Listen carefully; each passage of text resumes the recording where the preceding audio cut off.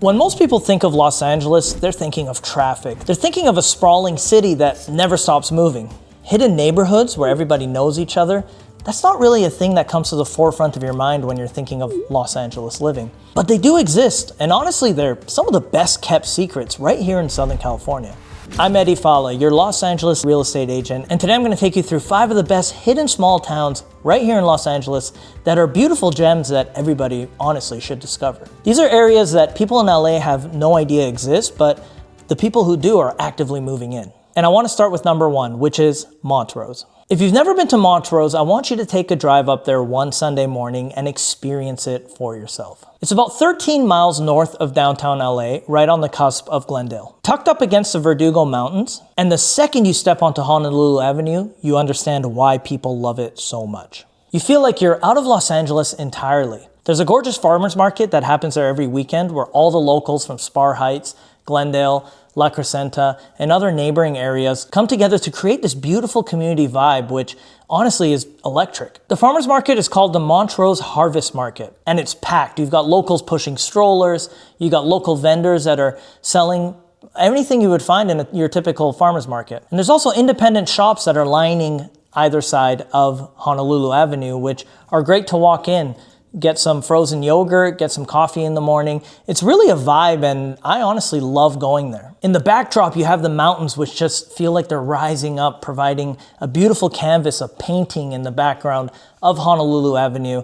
And funny enough, Montrose was originally created as an area for people with respiratory illnesses because it actually has some of the cleanest air in all of America. So this used to be a retreat for people who wanted to get away, get some clean air, who had respiratory illnesses.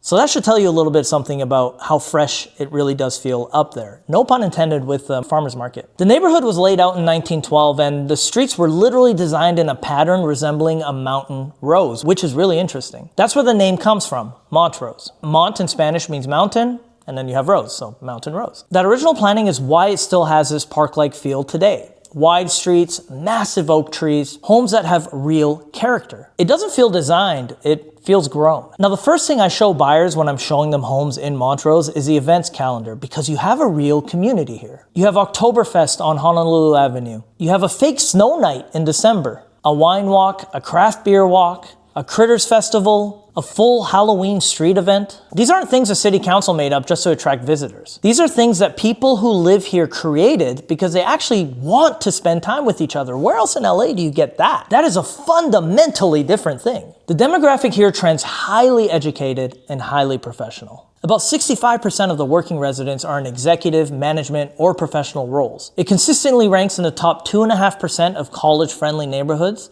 in all of California. And the people who move to Montrose tend to stay in Montrose. The vacancy rate here is lower than 90% of the neighborhoods across the entire United States. That tells you a lot. And the neighborhood has this incredible mix of things within walking distance. There's a great bookshop on Honolulu Avenue. One of my favorite cafes, which is called Toasted, is right there as well. Great restaurants ranging from casual to sit down, multiple coffee spots, and every Sunday, the farmers market draws people from all over Crescenta Valley right into the heart of Honolulu Avenue. It genuinely functions like a small town center, set only 13 miles away from the center of Los Angeles. Now, I want to talk about the schools because that's one of the big reasons people move to Montrose, or specifically Spar Heights, which is a luxury area of Montrose that everybody wants to be in. Now, if you have kids or you're even thinking about having kids someday, this is the part that you need to hear. Crescenta Valley High School ranks in the top 150 high schools in the entire state of California, which is a big state. With a 5-star rating on School Digger, and Rosemont Middle School scores a 9 out of 10 on great schools as well. The elementary schools in this area, Lincoln, La Crescenta, and Fremont, all score between a 7 and a 10. That's very rare to find that many schools in one specific pocket of an area that ranks so highly in conjunction. This school system is one of the best school systems you're going to find in all of California, or near any major city in the country, really. And it creates a real, measurable price premium in the homes in and around Montrose. It's real. People will pay more to be inside these school districts. I've seen it happen over and over again. I've sold a ton of homes in this area simply to families who have been dying to get in, to multiple offers, simply because the school district. I've had people walk into open houses saying the school district justifies the price on its own merit. So what are we talking price-wise in Montrose? Well, the median sale price for single-family homes in the Montrose area has been running around $1.45 million. They're not huge lots and they're not huge homes. These are more family-style homes that you're getting. Now, if you go up into the mountains, into La Crescenta, you're gonna find some bigger lots, maybe some bigger homes. A lot of them are hillside, which presents its own challenges, but right in Spar Heights, you get a lot of flat lots, nice walkable streets, and you're literally within crawling distance to Montrose, Honolulu Avenue, which also has a big premium on the price of homes in those areas. Now, homes in this area fly off the shelf. I mean, every listing I've ever had there is gone within 7 to 10 days. This is not an area where you go and you view a home 3-4 times and then you kind of casually think about it. You will probably get into multiple offers on any of the homes in this area, but it's worth the price. And I've seen appreciation there skyrocket over the last 10 years, which was 10 years ago is when I was first introduced to this neighborhood. You could get homes for under $1 million. Now you're looking at $1.5 million minimum to get a home that doesn't need any work on it. The housing stock itself is a huge part of the draw. You've got mid-century homes on large lots in some areas, 1920s craftsman bungalows, Spanish colonial architecture. And the other thing I love about Spar Heights and Montrose is that the character of the community has stayed consistent. You're not seeing a lot of these big ugly modern homes kind of taking up spots on lots in this neighborhood, which doesn't make sense when all the other homes are classic or craftsman's. So everything has stayed consistent, and a big reason for that is the Glendale Department of Building and Safety, which requires a lot of consistency within the designs, even if you're going to renovate your own home. There's a spot called Whiting Woods, and you can only get to it from one street. It has a 100-year-old oak tree in it. This area has homes on a lot of large lots, and it feels like a completely different world. Some of these homes back up to trails that take you directly into the Los Angeles National Forest. You genuinely cannot replicate that. And that's a good example of Montrose, because Montrose is made up of a lot of different pockets of areas. Some of them are genuinely magical, including that area called Whiting Woods. So from an investment standpoint, Montrose benefits from what real estate people called constrained supply. The Verdugo Mountains literally limit how much you can build here. There's no land to expand further into. Combined with the school district demand, that creates a floor under prices that make this one of the most stable long-term holds in the greater Los Angeles area. So let me give you my honest take on Montrose. Montrose is one of those places that once someone discovers it, they can't believe they didn't know about it sooner. That's just the truth. Top tier schools, walking distance to a genuinely charming downtown with a farmer's market every weekend, immediate access to trails and the mountains, and a community that functions just like one. For families especially, this is one of the strongest value propositions that one can have in Los Angeles. And for buyers who thought they had to move out to the suburbs to get all of this, Montrose is right here. Now let's head a few miles south into Glendale proper to a spot that even most Glendale residents have never really explored. And that place is Kenneth Village. So Kenneth Village is a little bit different from Montrose because honestly, most people in Glendale don't even know it exists. And that's kind of what makes it great. It's a short stretch of Kenneth Road north of Glendale, close to Central Avenue, between Sonora and Grandview, tucked below the Verdugo Mountains near Brand Park. And the best way I can describe it is this. Imagine someone took a tiny Italian neighborhood and placed it directly in the heart of Los Angeles. And they just didn't tell anybody about it. That's Kenneth Village. It's in a corner of Glendale,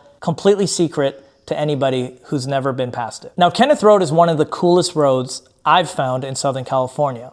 You've got a French bakery, family-run Italian restaurants, a florist that's been there forever, boutiques, a coffee shop, a yoga studio. It's got everything that you need. Everything is locally owned. Everything is long-standing, and it's not a strip that's trying to become something hip. It's completely comfortable being what it's been for decades and decades, and it will be for decades more. And the people who live there, they like it that way. They don't want this secret to get out. So I'm sorry for exposing it, but I just had to talk about it. The Instagram account for Kenneth Village literally describes it as Glendale's hidden treasure. That's not marketing, it's just accurate. Here's the thing that makes Kenneth Village more than just a commercial block. Right behind it is Brand Park, and Brand Park is one of the most underrated spaces in all of Southern California. You've got Brand Library and Art Center, which is a beautiful building that regularly hosts live performances and art shows. The Friends of Brand Library are incredibly active in this community. There are hiking trails that go directly into the Verdugo Mountains, so for you hikers out there, it's a great hiking spot. And there's a historic doctor's house on the grounds itself. There's a Whispering Pine tea house. I mean, who doesn't love a tea house? Where do you find tea houses these days in Southern California? So this is not your average city park. It's a cultural and natural destination, and people who live in Kenneth Village can actually walk to it. It's a very community-friendly park. The neighborhood was originally called Boff Road, and it got renamed in the early 1900s after a prominent local resident named Walter Kenneth Dow. Kenneth Road was actually his own private backway from his house connecting himself to the rest of Glendale. By the 1920s, it had its own little commercial district,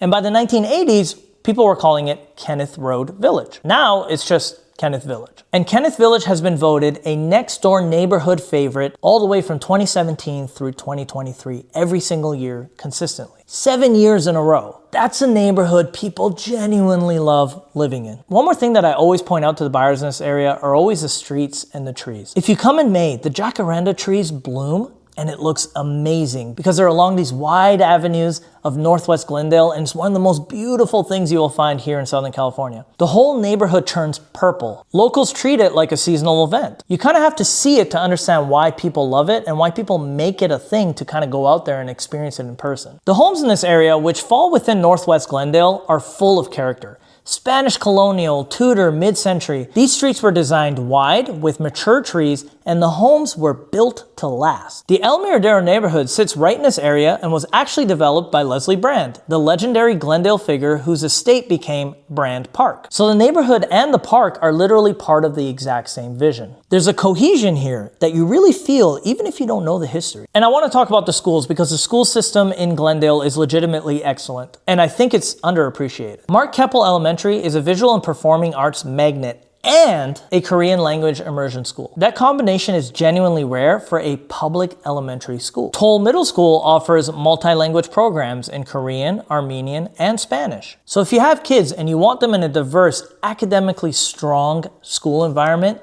Northwest Glendale is one of the best kept secrets in the entire city. Now, pricing for homes in the Northwest Glendale area is a lot more accessible than where you would find in the Montrose area, which makes it a really interesting entry point. Glendale overall has seen about a 5.3% increase year over year in home appreciation, with the citywide median around $1.1 million. Though homes in Kenneth Village that are in good condition with a nice lot size generally trade a little bit higher than that. So the market is still competitive, but you have a little bit more breathing room than you would in the Montrose area. So for buyers who are looking for that Glendale lifestyle without paying the premium at the top of the market, think about Kenneth Village. It's actually a really nice pocket of neighborhood inside that area. This is where I would point you to first. And for investors, the combination of tight supply, strong school zones, and an active local community makes Northwest Glendale one of the more defensible positions in the Glendale market. So here's my bottom line on Kenneth Village. Kenneth Village is for someone who wants to feel like they're in a real neighborhood. Walk to the French bakery on Saturday, grab coffee, take your time, enjoy your neighbors, and build a strong community within the people that live around you. You can go for a hike in the mountains from Brand Park. You can have dinner at a family restaurant that you and your family love to go to or frequent locally. And then you can come home and know your neighbors. That's what life looks like here. And the fact that most people in LA have never heard of it, that's honestly part of the appeal. The people who found it are not in a rush to tell you about it. Trust me on that. Now we're gonna jump west into the heart of the city, into a neighborhood that proves that small town energy isn't just something you find in the foothill. And that neighborhood is Larchmont Village. Let's talk about the vibe of Larchmont Village. Larchmont Village is actually one of those areas that most people have heard of, but they still don't fully understand the vibe of it. So let me break it down. You are in the middle of Los Angeles. Hollywood just to the north, Koreatown to the southeast, Paramount Studios is literally across Melrose Avenue, and yet you walk onto Larchmont Boulevard and it still feels like a small town. That's the thing about Larchmont Village. It shouldn't work, but somehow it absolutely does. It's only about a half mile of retail. That's it, one short strip. And somehow it has a farmer's market, boutique shops, some of the best casual dining in the city, a spa, Pilates studio, ice cream, coffee shops, and a vibe that people describe as having a real coolness factor without being pretentious about it. Famous faces walking around on a Sunday morning is genuinely not rare in Larchmont Village, but it doesn't feel exclusive. But let's backtrack to the history of Larchmont Village to gain some context about what makes it really interesting. Before it was a neighborhood, this area was literally barley fields. Then in the streetcar era, when the Los Angeles Railway ran through here, Larchmont became what people call a streetcar suburb of downtown LA. That's a pretty wild concept by today's standards, right? Downtown was the center of everything, and this was a neighborhood that people retreated back into. Those wide streets that were originally designed for horse-drawn traffic are why Larchmont has historically been a great filming location. The Keystone Cops shot chase scenes here in the 1920s. The Three Stooges filmed here in the 30s and 40s,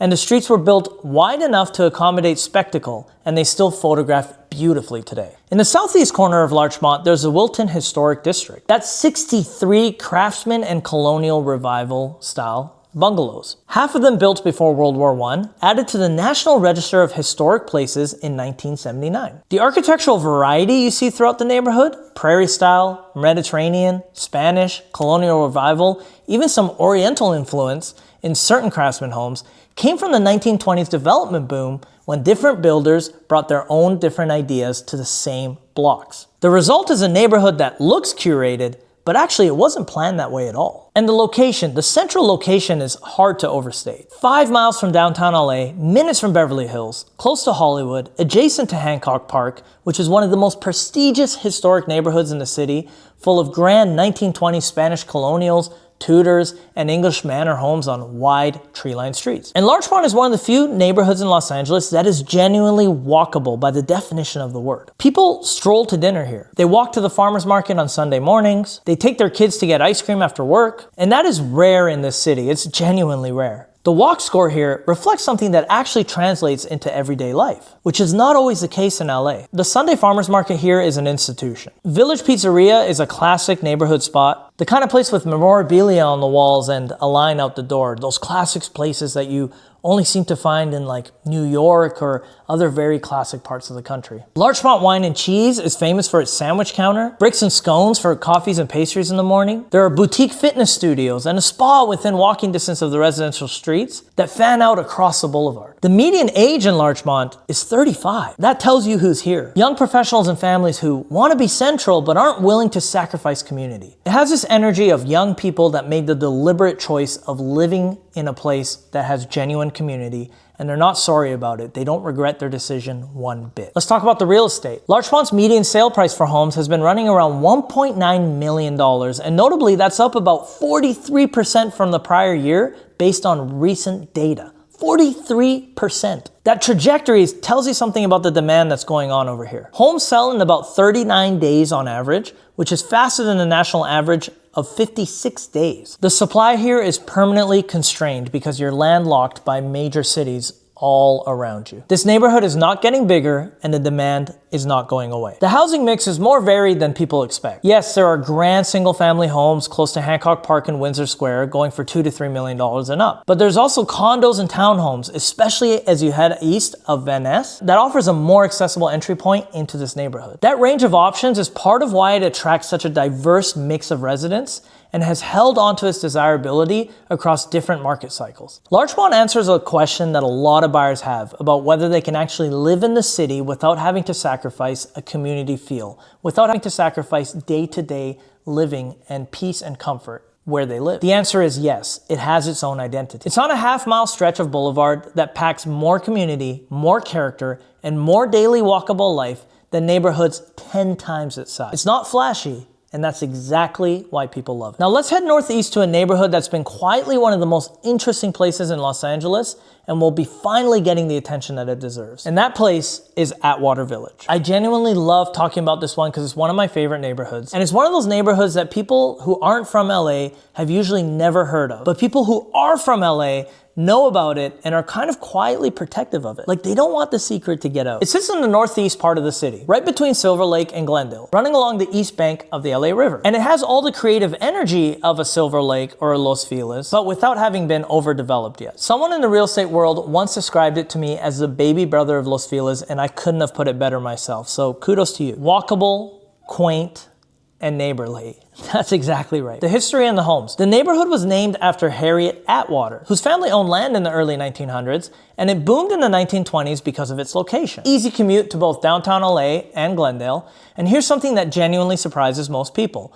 The majority of those original homes have never been demolished. Atwater Village has one of the highest concentrations of structures built before 1939 of anywhere in all of Los Angeles County. When people renovate here, they don't tear down and start over. They restore. The Spanish bungalows from the early 1920s, the Tudor-style homes on Valley Brink Road, the craftsman details on older bungalows are all still there. People keep the original exterior of the homes to keep the community consistent, and they renovate the interior to make them more modern. The result is this layered quality that you just cannot build from scratch. These homes all have a story, and the people who buy here know it. And the cultural credentials of this neighborhood are genuinely impressive. The Beastie Boys recorded Check Your Head and Ill Communication at G-Sun Studios, a recording studio they set up right here in Atwater Village in 1991. They filmed music videos in this neighborhood. HBO's Winning Time was filmed here. HBO's The Sympathizer, USA's Westworld, Netflix's Hollywood. Filmmakers come to Atwater Village when they want somewhere that feels real,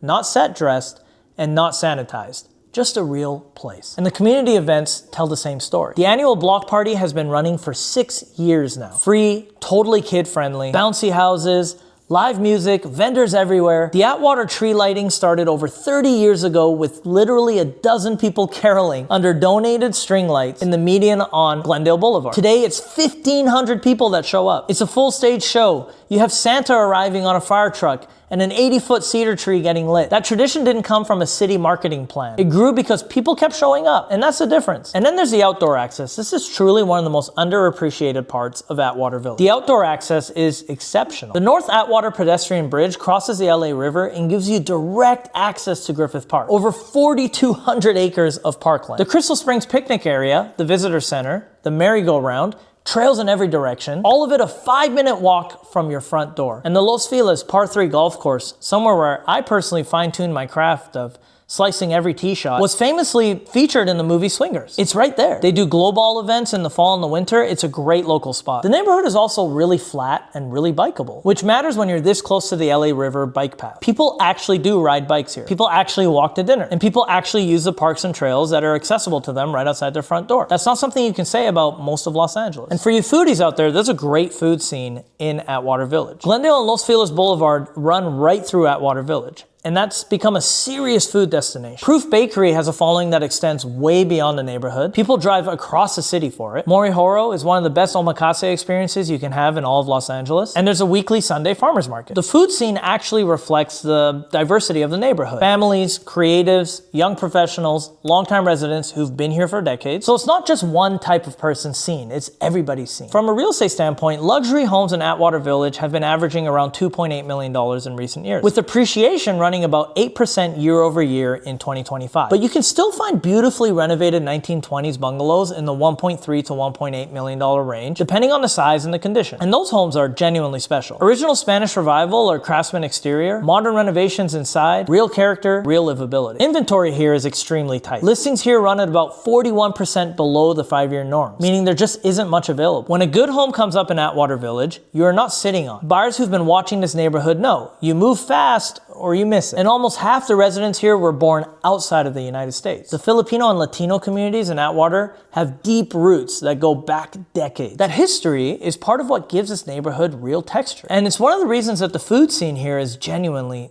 that good. So here's my bottom line on Atwater Village. Atwater Village is for the person that wants to be in a neighborhood that actually feels like something. The homes are original, the community goes back generations, and the culture is real. It's not manufactured. Griffith Park is a 5-minute walk. The food scene here just keeps getting better and better, and you're still getting in at a price point that makes sense compared to Silver Lake and Los Feliz, which I think have crept into overpriced territory. But that window is genuinely closing, and the buyers who figured that out years ago are sitting on genuine equity right now. So let's move on to our last neighborhood a few miles east, and it might be the most complete small town experience in the entire Los Angeles area, and that is South Pasadena. Okay, this is the last one, and I may have saved what might genuinely be my favorite for the very end. Believe it or not, this is actually its own incorporated city. Just 3.4 square miles, and it's a city. Sitting about 10 miles northeast of downtown LA, and what makes it different from everything else going on is that South Pasadena has spent over 100 years actively fighting to stay exactly what it is. No freeway cutting through the middle of it, no chain stores replacing the independent businesses on the main street, no cookie cutter development erasing the historic homes. The residents of this city have been protecting it for a century, and you can feel that the second you drive in. They're not gonna be looking at you or anything like that, don't worry about it, but people are protective of South Pasadena. The heart of it is the Mission District, the stretch centered on Mission Street and Fair Oaks Avenue, and this is where I want people who are moving to Los Angeles to understand. This is what a real main street looks like. An actual functioning, locally owned, walkable downtown. Not a lifestyle center that was built in 2008. This is the real thing. Let's talk about the history and the fight. South Pasadena was one of the first suburbs of Los Angeles. When the Pacific Electric red car lines were running, this was a natural landing spot. You could live here, commute to downtown, and have a real neighborhood to come home to. The architecture from that era is still largely intact. Victorian homes, craftsman bungalows, Spanish colonial revivals, all of it still standing on tree-lined street. The most famous chapter in this city's history is the 710 freeway fight. The state wanted to extend the 710 through South Pasadena for decades, a project that would have demolished entire neighborhoods. The residents of this city fought it for over 40 years and won. The neighborhoods are still there. That fight defines the character of South Pasadena as a community. These are people who take where they live seriously. And at the heart of it all is Mission Street. Fair Oaks Pharmacy and Soda Fountain has been open since 1915. You can still sit at the counter and order a hot dog and an ice cream sundae. It sits on the original US Route 66. Indie bookstores, old theaters, locally owned restaurants. Every Thursday evening, there's an open-air farmers market on Meridian Avenue with organic produce, food trucks, and live music. It's packed every single week. Bar 1886 on Raymond Street is a landmark spot, operating out of the converted caretaker's cottage of the original historic Raymond Hotel. There's over 600 craft cocktails on the menu here. Live jazz at the Barclay on Sundays, Gus's Barbecue, Mike and Ann's Restaurant for a great all-day spot, Bistro de la Guerre for a nicer dinner, and this dining and nightlife scene punches way above the city's size. And it all feels like it belongs there because it does. None of it was brought in to create a vibe. The vibe was already there. And I bet you that you have seen South Pasadena in a lot of movies or TV shows without realizing it. The city's look, craftsman homes, Victorian architecture, tree-lined streets, classic American Main Street vibes, make it the go-to filming location when Hollywood needs somewhere that looks like an idealized version of a small town in America. Back to the Future was filmed here. Legally Blonde, Desperate Housewives, Parenthood, Bruce Almighty, the Pee-wee's Big Adventure House on Oxley Street, a local landmark that people still visit. And every year, the city hosts a Made in South Pasadena weekend with outdoor film screenings, only in South Pas. So let's talk about the schools for those of you that have kids or are planning on having kids in the near future. This is a section that you need to pay attention to. South Pasadena Unified School District is in the top 2% of all school districts in the state of California. Not top 10%, top 2%. That's a very exclusive list. South Pasadena Middle School was just named the 2026 California Distinguished School, one of the most competitive recognitions in the state. And the district's math proficiency is roughly double California's average. So here's the thing that makes it especially compelling from a real estate standpoint. Every neighborhood in South Pasadena feeds into the same school system. It doesn't matter if you're in the Mission District, Monterey Hills, or Arroyo Vista. Your kids are in the same top 2% school district. You're not gambling on which side of the school boundary line you're gonna end up in. The whole city is on the right side of the line. So how do you get around? Well, the Metro A line runs directly through South Pasadena. The station at Mission and Meridian puts you at Union Station in about 15 minutes. There's no freeway, no parking, no traffic, just 15 minutes to the heart of downtown LA through that line. For anyone that commutes to downtown LA, whether it be for work or just to visit, that genuinely changes the landscape of how you're going to get around. The Arroyo Seco runs along the western edge of the city with hiking, running, and cycling trails connecting south towards Highland Park and the LA River, and north into the Pasadena towards the Rose Bowl. There's an active outdoor lifestyle here right from your doorstep. The city is also a member of Tree City USA. If you've driven through South Pass, you know why. The tree canopy in this city is genuinely beautiful, and it makes the neighborhood feel like a completely different world from the rest of Los Angeles. So let's talk about the real estate, because the real estate in South Pasadena is not cheap. Median home prices are running around $1.6 million to $2 million for a single family home, with Mission District sitting right around that range of $1.5 1.6 to 2 million and above for larger homes. Historic estates, craftsman architectural homes, those are trading around the upper end of that range. About 58% of the homes here sell for above asking price. Well-priced homes in good locations are receiving anywhere from 5 to 8 offers and are going under contract in between 10 to 14 days. The city geographically is small and has a strong focus on preserving the community and the neighborhood feel with very little new development. That means that supply stays permanently constrained. And if you think that's changing anytime soon, just remember, they spent 40 years fighting a freeway.